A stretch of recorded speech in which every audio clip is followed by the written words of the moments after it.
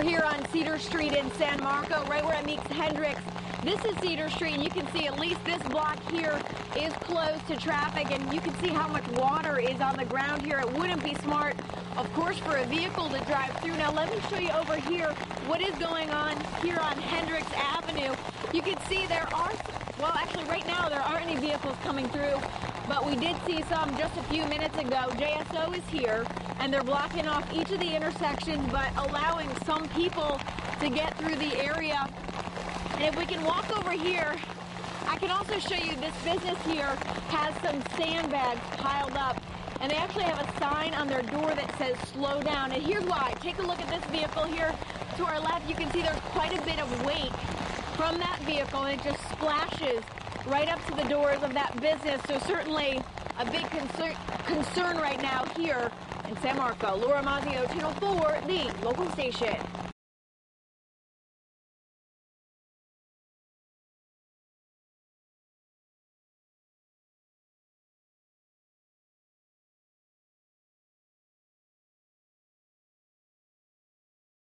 Flooding continues to be a serious problem here at McCoys Creek. Early this morning, late last night is when it really started to turn into kind of a dire situation. The water is just raising very rapidly. Across the street, this will give you a good indication of just how far the waters have risen here. There's a white sliver between those two signs, between the square sign and the diamond sign.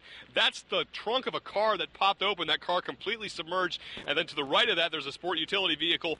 About 5 hours ago, the water on that vehicle was just up to the tires. Now that is halfway underneath the swell here. So clearly things just not getting any better as the water continues to rise. And then the car here that's underneath water and moving up to the grass, the levels just continue to rise. A part of the problem is right down here, the drainage coming from down the hill, not clearly helping anything. And just in the past 20, 30 minutes, we've seen this really start to become a problem as well. And we have continued to have to move our set, where we're set up here at McCoys Creek, further up the hill here, so we're not in the water.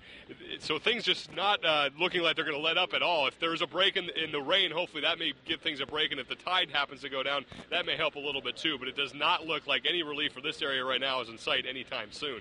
At McCoys Creek, Sean Woodland, Channel 4, the local station.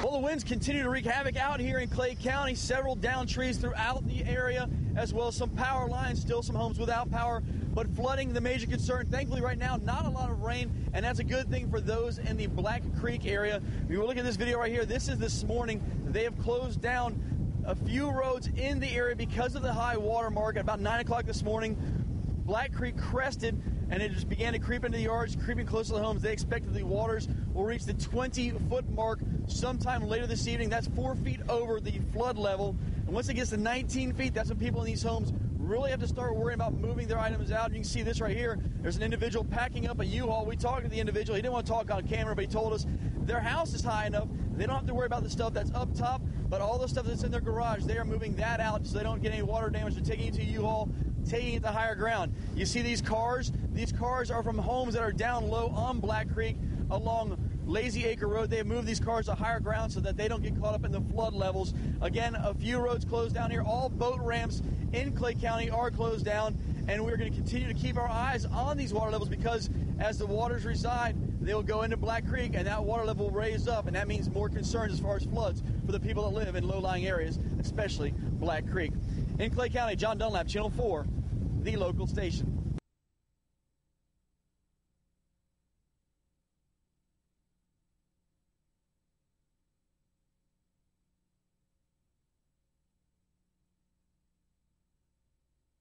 Take a look at this, guys. I'm almost knee-deep in water out in this neighborhood in the Paxton area on Huron Street. You can see this whole road is just completely underwater right now. Some of these homes just on the outer lying edges are completely flooded, they tell us, and it's just frustrating for a lot of these folks out here because no one from the city has come out to try to block these roads since it's been like this, from what we understand, since about 11 o'clock this morning.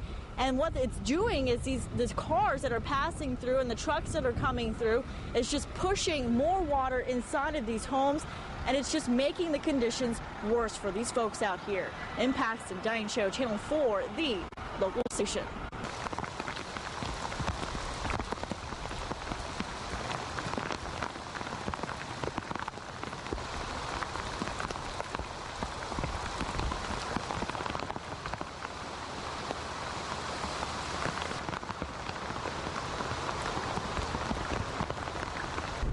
Fay now is slowly moving north-northwest. The winds are really what's beginning to hit Duval County, especially here at Jack's Beach.